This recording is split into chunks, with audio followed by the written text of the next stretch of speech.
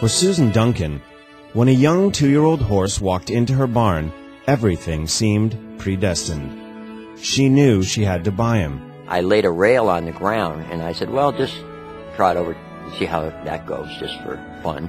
And when we did, he jumped about 6 foot high in the most beautiful form that I think I'd ever seen on a horse. And at that point in time, I said, uh-oh, we've got something really special here. When he stood there, you didn't often see special. He was a plain brown horse, no markings.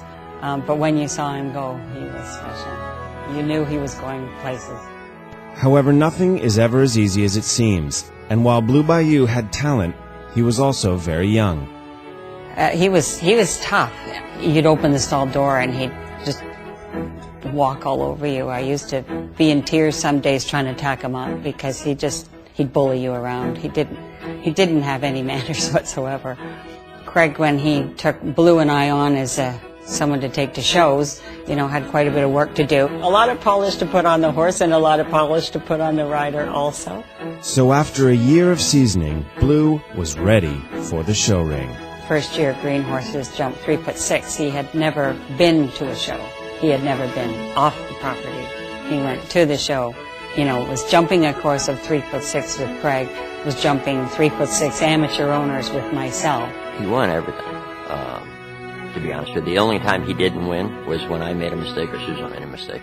So by the end of Susan's second year with Blue, there was no question he was headed for greatness. And for a young girl, what Blue gave her was the thrill of a lifetime. The highlight was the Royal Winter Fair. A dream come true.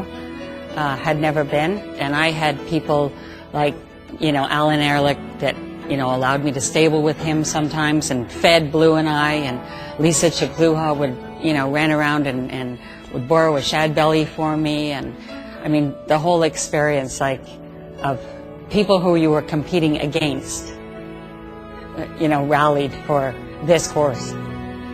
They wanted to see him go too, and it was neat.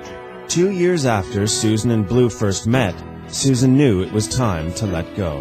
And I was convinced that he needed to go on and keep showing and show what he could do, show in the States and move beyond my small little, what I could do with him. When I got there, I realized that it was a very special horse, as far as I was concerned, not only in conformation, but exceedingly important for the hunting field, temperament. So I got attached to it very, very quickly and thought, wow, this is going to be quite something, and took the advice and bought the horse. So with a new owner, Blue expanded his horizons. Craig and Blue traveled to Florida with their eyes on the show jumping ring. A very good friend of mine by the name of Buddy Brown, who was a professional rider in the States and was an Olympian, was doing a lot of catch riding, and I said, Buddy, why don't you ride this one for me and see what you think? And we did a couple of school-age jumper classes. And he said to me, he says, Craig, he says, he certainly has all of the talent and skill. He says, but he's the most beautiful hunter I've ever ridden. And I said, what are you talking about? And he says, you're in the wrong ring. So the next day we went to the hunter ring instead of the jumper ring, and he showed him in the second year class against about 61 horses, I think, which he won. And then he said, we should do the regular working class, which was right after that. And I said, you're sure? And he said, yes. So Blue Bayou won that class as well, beat Hutchison, who was the most famous regular working hunter. In the first year, Craig decided that he was doing so well in the local shows, he was winning like crazy, that we should go into, I think it was Harrisburg and Madison Square Gardens. So the horse came, I think it was second at Madison Square Gardens. Well, that just set the pattern right then and there. The next year he won Harrisburg, Washington, Madison Square Gardens. So the next year he won all 5, flat out, and won 52 classes in a row. Blue Bayou's legacy of ribbons and trophies made him one of the greatest hunters Canada has ever produced. And for each person he's touched, they are richer for the memories. Blue and I always shared a beer at the end of the show to signal to him like somehow show was over, job well done. Yeah, doing it at home. Doing it at the Royal Winter Fair.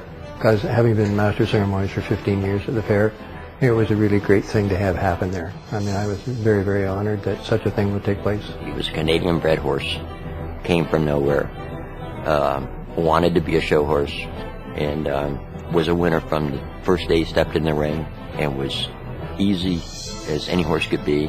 There's no complications. He was the soundest horse I think I've ever seen in my life.